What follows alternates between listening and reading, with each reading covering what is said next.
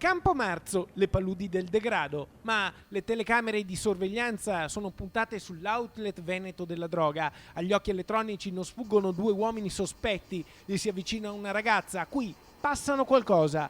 Uno dei due si allontana in bicicletta e torna con un secondo involucro che viene consegnato ancora alla stessa ragazza.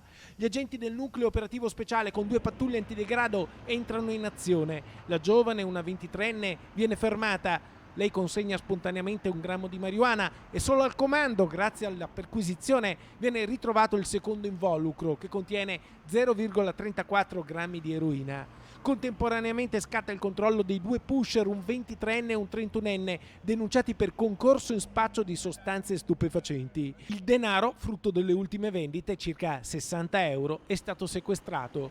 Quella alla droga ormai è una guerra quotidiana combattuta in prima linea dagli agenti della polizia locale. Applauso senz'altro ai nostri agenti che dimostrano quotidianamente con operazioni e azioni come queste quanto allineati e concentrati siano nel voler combattere assieme a noi degrado e criminalità in città.